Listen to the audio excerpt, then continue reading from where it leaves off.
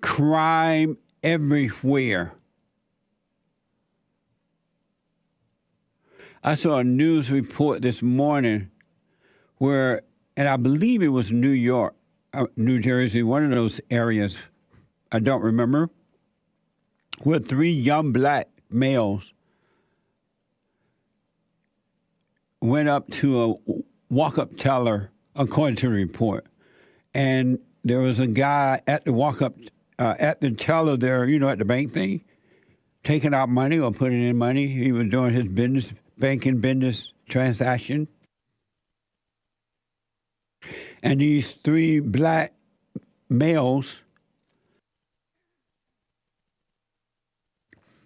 went over to him and robbed him. And I think they killed him, but they robbed him and they wounded him or did something to him. They took his money, got on a bus and went their way. And you can see the video of it. They showed the video of these black guys. And it was like wild wolves roaming the earth, devouring the people, and they didn't think anything about it. Nothing. And I wonder, what happened to their parents? And I realized that the parents are no good. They don't care. Doubt if they were married. So the woman raising the children, you see what happened when women raises children. And they just did it. No shame. And even in the media reporting of it, though they showed who they were, they did not say they were black. It had been 3 white guys, young males, doing that to anyone. It would have been all over the news. They would be forgetting about what's happening in Russia and Ukraine. And that's all they'll be talking about. White supremacy. White supremacy, right? Skinhead and all that crap. But because they're black, it's okay.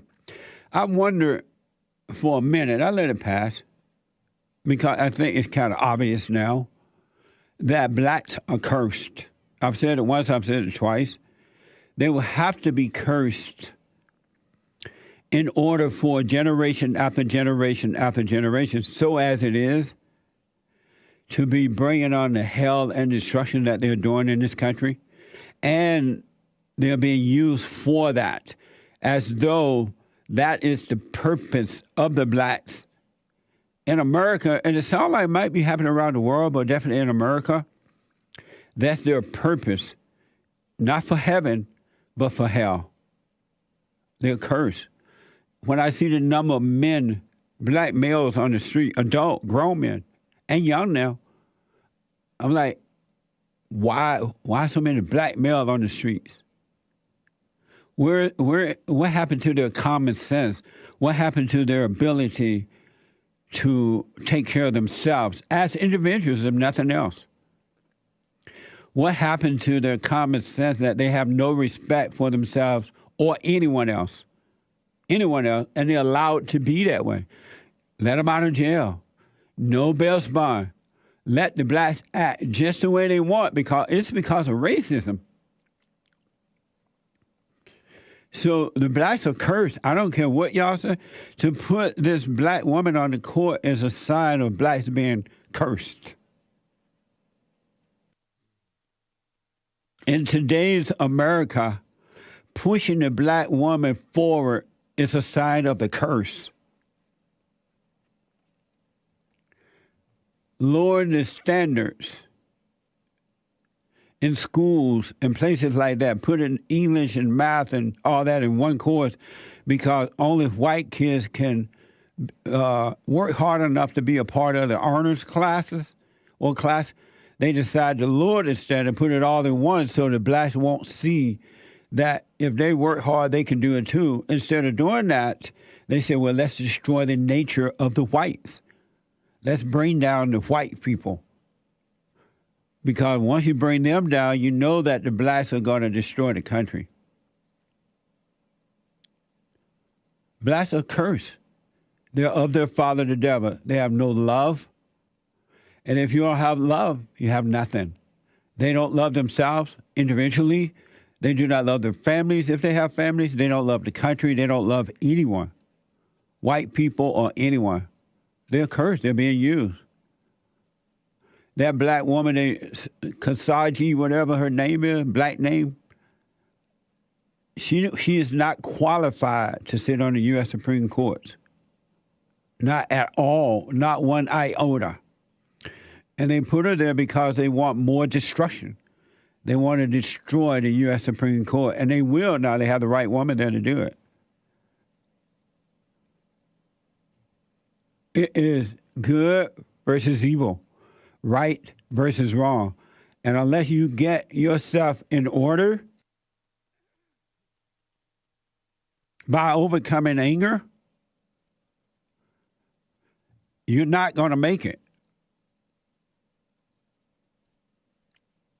You're just not going to make it. Have Nick get the phone. You're not going to make it. It's just the way it is, because the fear in you is the same fear outside of you in others. And in fear, there is no love. Women destroy the men's children just because they're not getting along. The woman want to control the man. They're not getting along. The woman take his children away from him and go to the courts that will support her destruction of the children, and they destroy the children because women have no love. And so they intentionally destroy human beings. They do it inside the womb by way of abortion, and they do it outside the womb with the support of the courts by keeping the children away from the fathers. And even if the courts, which rarely happens now, well, this is visitation. This man has a right to see his children. That wicked woman going to make sure that it doesn't go smoothly. She's going to destroy that. You got to do it when I say so, if I say so, and where I say so. Because she has no love. It's a mess, right? No love. What does it profit a man that he should preserve the body and lose the soul? Souls are lost. And it's so prevalent now. I'm looking at these black women, and not just black, white women too. Every time I look at somebody running for office now, it's some female. White or black or Asian or Japanese or whatever they are, Mexican. No men. They're pushing men to the side. Why do you think they're doing that? Because they're cursed and they want to bring in evil. I'm telling you, if you read the scriptures at all, it talks about what love is, and it explains, but if you don't have love, you have nothing. Above all these things. If you have love, you have nothing. There's no love. No love. Not just from the women, but from the men too, because they have not overcome the mama. They don't understand.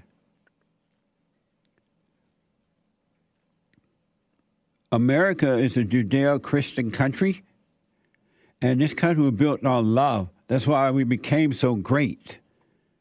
And now that you're getting rid of the love, we're becoming the worst.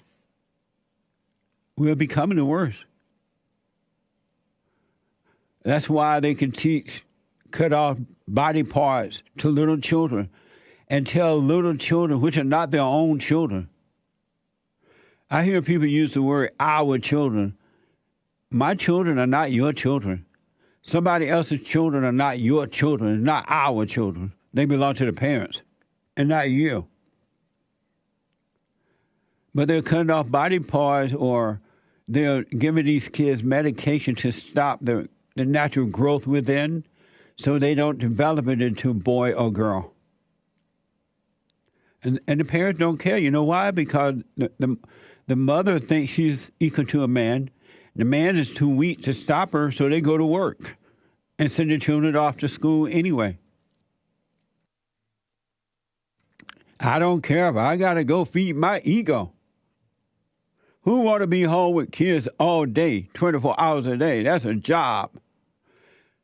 So being out at work, getting the ego fulfilled is more important than raising and protecting children. In America today, did you ever imagine that? Did you ever imagine? Well, some of you don't know the other way. You don't know it used to be somewhat normal. The women stayed home, those that got married, and they raised the man's children. The man went to work, even if he had to work 2 or 3 jobs. The mother was not complaining. Oh, you never at home with the children. You don't come. You never go to the games of the children. They wasn't playing that game back then when boys were boys and men were men, girls were girls, and women were women. That's gone now. Now the women make the men act just like the woman. You got to go to the basketball game. You got to go to the football game.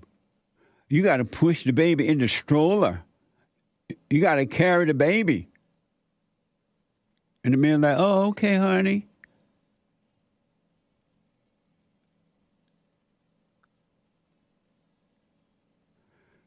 I urge you, I don't care what. You must return to the Father. You must be born of the Father. It's a spiritual battle because you're not in control of anything at any time. And anyone who think that they are in control of themselves, you're a fool. You're blind and cannot see. Anyone, I don't care who it is, you're blind. It's all ego and you don't realize it. It's the nature of the devil. You're worshiping the devil. And for the blacks, at some point you would think, you know what, why are we carrying on? Or why am I carrying on? Why don't I get myself together? Come out of this phony idea of blackness and racism.